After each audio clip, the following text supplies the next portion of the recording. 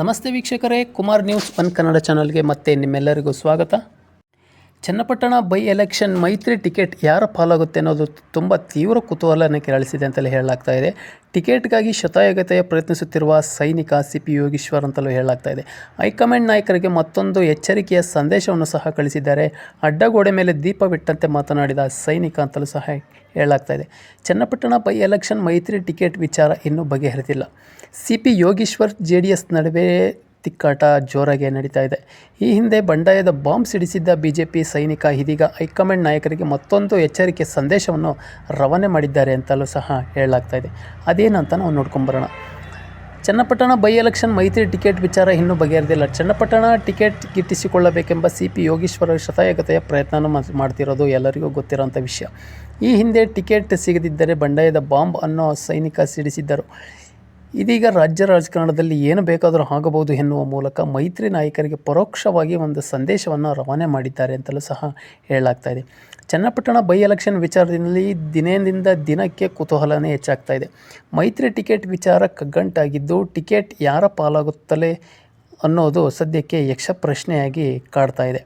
JDS ಮತ್ತು BJP ನಾಯಕರುಗಳು ತಮಗೆ ಟಿಕೆಟ್ ಸಿಗಬಹುದೆಂಬ ಈಗಾಗಲೇ ಕ್ಷೇತ್ರದಲ್ಲಿ ಆಕ್ಟಿವ್ ಆಗಿದ್ದಾರೆ. ಇದರ ನಡುವೆ ಮೈತ್ರಿ ಟಿಕೆಟ್ ಕೈ ತಪ್ಪಿದರೆ ಕಾಂಗ್ರೆಸ್ ಸೇರ್ಪಡೆ ಆಗ್ತೀರಾ ಎಂಬ ಪ್ರಶ್ನೆಗೆ BJP ಸೈನಿಕ ಅಡ್ಡಗೋಡೆಯಲ್ಲಿ ದೀಪ ಬಿಟ್ಟಂತೆ ಮಾತನಾಡಿದ್ದು ಪರೋಕ್ಷವಾಗಿ BJPಗೆ ಒಂದು ಎಚ್ಚರಿಕೆಯ ಸಂದೇಶವನ್ನು ಕೊಟ್ಟಿದ್ದಾರೆ ಅಂತಲೂ ಸಹ ಹೇಳಲಾಗ್ತಾ ಇದೆ. ನಾನು ಇದುವರೆಗೂ ಆ ಥರ ಯೋಚನೆ ಮಾಡಿಲ್ಲ, ಆದರೆ ರಾಜಕಾರಣದಲ್ಲಿ ಏನು ಹೇಳೋದಕ್ಕೂ ಆಗಲ್ಲ. ಕಾಂಗ್ರೆಸ್ನಿಂದ ಯಾರು ಏನು ಚರ್ಚೆ ಮಾಡಿಲ್ಲ. ಸ್ಪರ್ಧೆ ಮಾಡಬೇಕು ಅಂತಂದು ಬಹಳ ಒತ್ತಡ ಇದೆ. ಮುಂದೆ ನೋಡುತ್ತೇನೆ. ಪಕ್ಷಾಂತರ ಮಾಡಬೇಕಂತ ಯೋಚನೆ ಇಲ್ಲ. ರಾಜ್ಯದ ಇವತ್ತಿನ ಪರಿಸ್ಥಿತಿ ನೋಡಿದರೆ ಯಾರೂ ಊಹೆ ಮಾಡದ ರೀತಿ ಘಟನೆ ನಡೀತಿವೆ.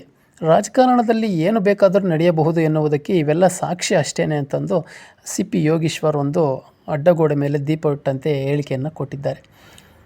BJP ವರಿಷ್ಠರ ತೀರ್ಮಾನ ಮೇಲೆ CPI ನಡೆ ನಿಂತಿದೆ ಅಂತಲೂ ಸಹ ಹೇಳ್ತಾ ಇದೆ. ದಳಪತಿ ಮತ್ತು ಸೈನಿಕ ನಡುವಿನ ಟಿಕೆಟ್ ವಿಚಾರವಾಗಿ ಹಗ್ಗಜಗ್ಗಾಟ ನಡೀತಿದ್ದು ಇದು ಹೈಕಮಾಂಡ್ ಅಂಗಳವನ್ನು ಸಹ ತಲುಪಿತ್ತು. ಸದ್ಯ BJP JDS ರಾಷ್ಟ್ರ ಮಟ್ಟದಲ್ಲಿ ಹೊಂದಾಣಿಕೆ ಮಾಡಿಕೊಂಡು ಕಾರಣ ಹೈಕಮಾಂಡ್ ತೀರ್ಮಾನ ಕಾದು ನೋಡೋಣ ಎಂದು ಬಂದಿದ್ದಾರೆ ಅಂತಲೂ ಸಹ ಹೇಳಲಾಗ್ತಾ ಇದೆ. ವರಿಷ್ಠರ ತೀರ್ಮಾನಕ್ಕೆ ಬದ್ಧವಾಗಿರಬೇಕು ಅಂತಲೂ ಸಹ ಒಂದು ಸುದ್ದಿಗಳು ಕೇಳಿಬರ್ತಾ ಇದೆ.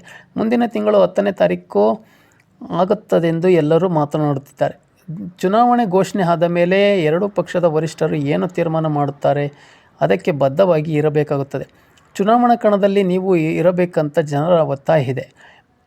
ಪಕ್ಷದ ಕಾರ್ಯಕರ್ತನಾಗಿದ್ದರಿಂದ ಪಕ್ಷದ ಮಾತು ಕೇಳಬೇಕಾಗುತ್ತದೆ. ಸಮಯ ಬರಲಿ ಎಂದು ನೋಡೋಣ ಅಂತಂದು MLC CP ಯೋಗೀಶ್ವರ್ ಸಹ ಒಂದು ಹೇಳಿಕೆಯನ್ನು ಕೊಟ್ಟಿದ್ದಾರೆ. ಚನ್ನಪಟ್ಟಣ ಉಪಕದನ ಕಾಂಗ್ರೆಸ್ ಮತ್ತು ಮೈತ್ರಿ ಪಡೆಗೆ ಪ್ರತಿಷ್ಠೆಯ ಕದನವಾಗಿದೆ. ಹೀಗಾಗಿ DK ಶಿವಕುಮಾರ್ ಚನ್ನಪಟ್ಟಣದಲ್ಲಿ ಪದೇ ಪದೇ ಭೇಟಿ ನೀಡುತ್ತಿದ್ದಾರೆ. ಇದಕ್ಕೆ ಟಕ್ಕರ್ ಕೊಟ್ಟಿರುವ ಸೈನಿಕ ಚುನಾವಣೆ ವೇಳೆ ಇದೆಲ್ಲ ಕಾಮನ್ ಅಂತಲೂ ಸಹ ಒಂದು ಹೇಳಿಕೆಯನ್ನು ಕೊಡೋದ್ರ ಮೂಲಕ ಮತ್ತೆ ಒಂದು ರಂಗೇರತೊಡಗಿದೆ ಅಂತಲೂ ಹೇಳ್ಬೋದು. ಉಪಚುನಾವಣೆ ಬಂದಾಗ ಎಲ್ಲ ರಾಜ್ಯ ಸರ್ಕಾರಗಳು ಈ ರೀತಿ ಮಾಡುತ್ತಾರೆ. ಮಂಡ್ಯ ಬೈ ಎಲೆಕ್ಷನ್ ಬಂದಾಗ ಈ ರೀತಿ ಹಲವಾರು ಘೋಷಣೆಗಳು ಮಾಡಿದ್ದರು. ಚುನಾವಣೆ ಉದ್ದೇಶದಿಂದ ಘೋಷಣೆ ಮಾಡುವ ಕಾರ್ಯಕ್ರಮಕ್ಕೆ ಬಜೆಟ್ನಲ್ಲಿ ಘೋಷಣೆ ಮಾಡಿ ಅದನ್ನು ಅನುಷ್ಠಾನ ಮಾಡುವುದಕ್ಕೂ ವ್ಯತ್ಯಾಸ ಇದೆ. ಚುನಾವಣೆಯಲ್ಲಿ ಘೋಷಣೆ ಆದ ಮೇಲೆ ಯೋಜನೆಗಳಿಗೆ ಮಹತ್ವ ಇರಲ್ಲ ಅಂತಂದು ಸಹ CP ಯೋಗೀಶ್ವರ್ ಒಂದು ಸ್ಪಷ್ಟನೆಯನ್ನು ಕೊಟ್ಟಿದ್ದಾರೆ. ಬೊಂಬೆನಾಡಿನ ಉಪಚುನಾವಣೆ ಮೈತ್ರಿ ಪಡೆಗೆ ಬಿಸಿ ತುಪ್ಪವಾಗಿದೆ. BJP ಹೈಕಮಾಂಡ್ ಯಾವ ನಿರ್ಧಾರ ತೆಗೆದುಕೊಳ್ಳುತ್ತೆ ಅನ್ನೋದು ಸಹ ಕುತೂಹಲನೇ ಮೂಡಿಸಿದೆ ಈ ಸಂದರ್ಭದಲ್ಲಿ ಅಂತಲೂ ಸಹ ಹೇಳಲಾಗ್ತಾ ಇದೆ. ಆದರೆ CP ಯೋಗೀಶ್ವರ್ ಅವರು ಒಂದು DK ಶಿವಕುಮಾರ್ ಮತ್ತು DK ಸುರೇಶ್ ಅವರಿಗೆ ಪ್ರಬಲವಾಗಿ ಪೈಪೋಟಿ ಕೊಡುವಂಥ ನಾಯಕ ಅಂತಂದು ಇಡೀ ಕ್ಷೇತ್ರದ ಜನ ಸಹ ಒಂದು ಮಾತುಗಳು ಸಹ ಕೇಳಿಬರ್ತಾ ಇದೆ. ರಾಷ್ಟ್ರ ಮಟ್ಟದಲ್ಲಿ ಲೋಕಸಭಾ ಚುನಾವಣೆಯಲ್ಲಿ BJP ಮತ್ತು JDS ಹೊಂದಾಣಿಕೆ ಮಾಡಿಕೊಂಡಿರೋ ದೃಷ್ಟಿಯಿಂದ ಈ ಚನ್ನಪಟ್ಟಣ ಕ್ಷೇತ್ರವು ಕುಮಾರಸ್ವಾಮಿ ಅವರು ಪ್ರತಿನಿಧಿಸತಕ್ಕಂಥ ಕ್ಷೇತ್ರವಾಗಿತ್ತು. ಕುಮಾರಸ್ವಾಮಿ ಅವರು ಲೋಕಸಭಾ ಕ್ಷೇತ್ರಕ್ಕೆ ಸ್ಪರ್ಧೆ ಮಾಡಿ ಅಲ್ಲಿ ಗೆದ್ದು ಈಗ ಕ್ಯಾಬಿನೆಟ್ನಲ್ಲಿ ಕೇಂದ್ರದಲ್ಲಿ ಮಂತ್ರಿಯೂ ಸಹ ಆಗಿದ್ದಾರೆ. ಅದು ನನ್ನ ಕ್ಷೇತ್ರ, ನಾನು ಹೇಗೆ ಬಿಟ್ಟುಕೊಡಲು ಸಾಧ್ಯ ಅಂತಂದು ಕುಮಾರಸ್ವಾಮಿ ಪಟ್ಟಿ ಹಿಡಿದು ಕೂತಿರೋದ್ರಿಂದ ಈ ಒಂದು ಚನ್ನಪಟ್ಟಣ ಟಿಕೆಟ್ ವಿಚಾರ ಇನ್ನು ಕಗ್ಗಂಟಾಗಿ ಪರಿಣಮಿಸಿದೆ ಅಂತಲೂ ಸಹ ಹೇಳಲಾಗ್ತಾ ಇದೆ. ಆದರೆ ಮುಂದಿನ ದಿನಗಳಲ್ಲಿ ಹೈಕಮಾಂಡ್ ಯಾವ ರೀತಿಯ ನಿರ್ಧಾರ ತಗೊಳ್ಳುತ್ತೆ BJP ಹೈಕಮಾಂಡ್ ಅನ್ನೋದು ಸಹ ಇಲ್ಲಿ ಕಾರ್ಯಕರ್ತರಿಗೆ ಈಗೂ ಸಹ ಒಂದು ನಿಗೂಢವಾಗಿದೆ ಅಂತಲೇ ಹೇಳಲಾಗ್ತಾ ಇದೆ. ಆದರೆ ಮುಂದಿನ ದಿನಗಳಲ್ಲಿ ಯಾವ ರೀತಿಯ ಈ ಒಂದು ಚನ್ನಪಟ್ಟಣ ಬೈ ಎಲೆಕ್ಷನ್ ಇನ್ನೂ ರಂಗೇರುತ್ತೆ, ಈ ಕಾವು ಇನ್ನೂ ದಿನದಿಂದ ದಿನಕ್ಕೆ ಹೆಚ್ಚಾಗ್ತದೆ ಅನ್ನೋದು ಸಹ ನಮ್ಮೆಲ್ಲರೂ ಕಾದು ನೋಡಬೇಕಾಗಿದೆ ವೀಕ್ಷಕರೇ. ಆದರೆ ಚನ್ನಪಟ್ಟಣ ಯಾರಿಗೇ ಟಿಕೆಟ್ ಕೊಟ್ಟರೂ ಸಹ ಹೈ ವೋಲ್ಟೇಜ್ ಕ್ಷೇತ್ರವಾಗಿ ಕಾಣುತ್ತೆ ಅನ್ನೋದರಲ್ಲಿ ಯಾವುದೇ ಸತಿಗೆ ಅನುಮಾನ ಇಲ್ಲ ಅಂತಲೂ ಸಹ ಹೇಳಲಾಗ್ತಾಯಿದೆ. ನಮ್ಮ ಮಾಹಿತಿ ನಿಮಗೆ ಇಷ್ಟ ಆಗಿದ್ದರೆ ದಯವಿಟ್ಟು ನಿಮ್ಮ ಅನಿಸಿಕೆ ಅಭಿಪ್ರಾಯಗಳನ್ನು ಕಮೆಂಟ್ ಮೂಲಕ ತಿಳಿಸಿ ಅಂತ ಹೇಳ್ತಾ ಮತ್ತೆ ಮುಂದಿನ ವೀಡಿಯೋದಲ್ಲಿ ಸಿಗೋಣ. ಧನ್ಯವಾದಗಳು. ನಮ್ಮ ಚಾನಲ್ನ ನೀವಿನ್ನೂ ಸಬ್ಸ್ಕ್ರೈಬ್ ಮಾಡಿಲ್ಲ ಅಂದರೆ ದಯವಿಟ್ಟು ಸಬ್ಸ್ಕ್ರೈಬ್ ಮಾಡ್ಕೊಳ್ಳಿ ಮತ್ತು ಬೆಲ್ ಬಟನ್ ಮೇಲೆ ಕ್ಲಿಕ್ ಮಾಡಿ. ನಮಸ್ಕಾರ.